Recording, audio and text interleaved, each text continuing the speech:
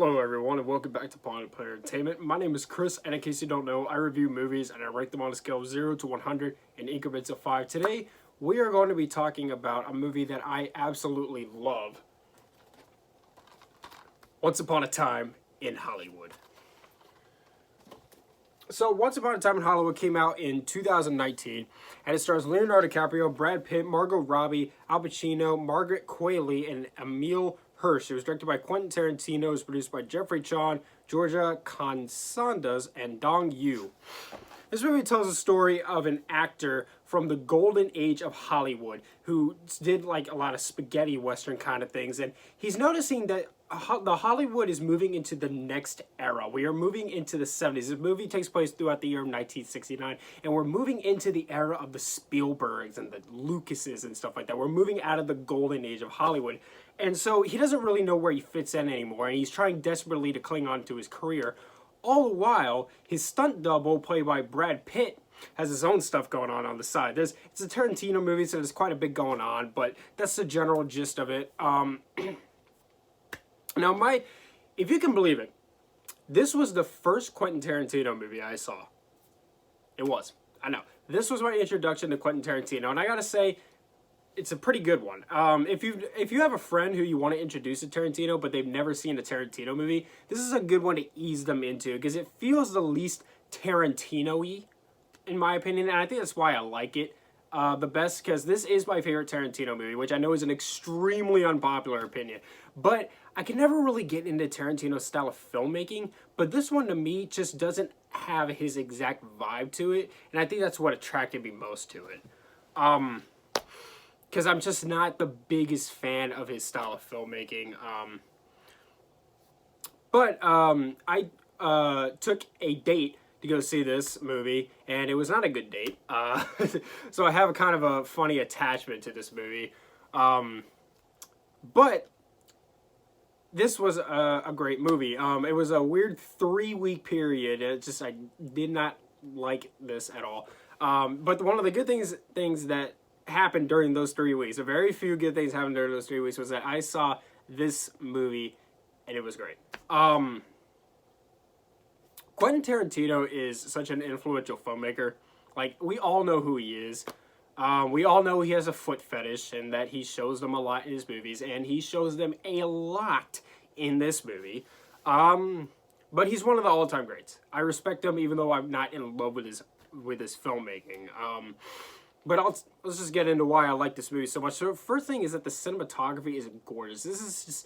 The camera work is so beautiful in this movie. The performances are great, and they get all these people to play like these real-life actors from this time in Hollywood. Like, they have this guy who plays Bruce Lee, and he does such a fantastic job for portraying Bruce Lee. Margot Robbie plays Sharon Tate. They get a guy to play Steve McQueen. He's pretty cool, too. And the chemistry between the leads is great. Leonardo DiCaprio and Brad Pitt. They are both amazing in this movie. They both got nominated for Oscars. Brad Pitt won it. They're great together. They have great chemistry, and I love their bromance. The best scenes in this movie are of the two of them together, which doesn't happen a whole lot in the movie, but those are the best scenes in the film. And there's this one scene, I didn't really think about this until I watched Chris Stuckman's review, but there's a scene where like they're watching themselves, this like movie or this TV episode or whatever on TV, and they're sitting there talking about it. And it's funny to watch these two major stars do that, because this is something that we do when we watch them. We watch them do stuff and we talk about it, and it's cool to see these two mega stars do the same thing that we do. This movie sets the time period perfectly too. Everything looks such genuine 60s. They did a fantastic job setting this time period. It's really, really believable. They did an amazing job. And I know that Quentin Tarantino is really heavily influenced by the golden age of Hollywood, and you could tell, and so he was kind of bound to make a movie about that age of Hollywood anyways, and so he finally did, ended up being great. And the set design, the production design, everything is just great. The 60s looks so genuine in this movie. Like, you really believe this is the 60s. They did an amazing job with it. There's also a lot of these sequences throughout the movie where, like, they show you Leonardo DiCaprio in like commercials and TV episodes and stuff like that. And they're just these sequences that they got sprinkled out throughout the movie, and they're really, really fun to watch. They're really funny as well. This is a pretty funny movie too. The ending is amazing. It is absolutely amazing. It puts a cool twist on Sharon Tate's horrific death.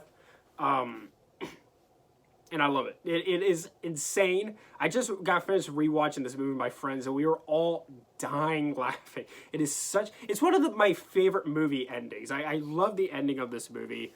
The movie is a lot of fun to watch. This is a great movie to kick back and have fun with, because this movie doesn't take itself very seriously. A lot of Tarantino movies are known for having like this great tension and all these like sorts of things, but this movie is different from his other ones, because this one's like really easygoing. It doesn't take itself seriously. It's just sort of a thing that exists. But I'm glad it exists.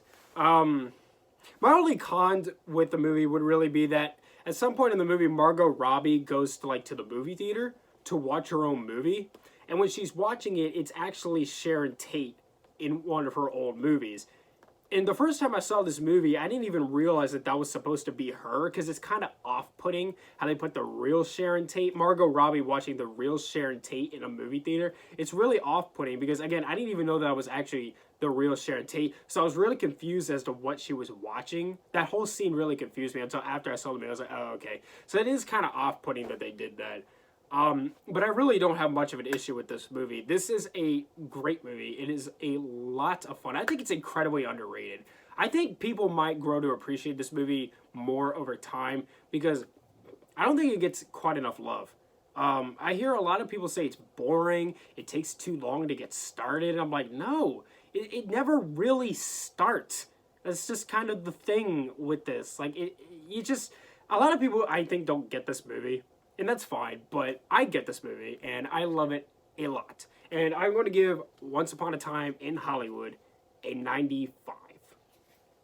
Thank you so much for watching. Subscribe to Power Player Entertainment for more. Hit the like button. Leave movie review suggestions down in the comments down below. Follow me on Instagram and Tumblr at Power Player Entertainment for channel updates and written movie reviews. And much love.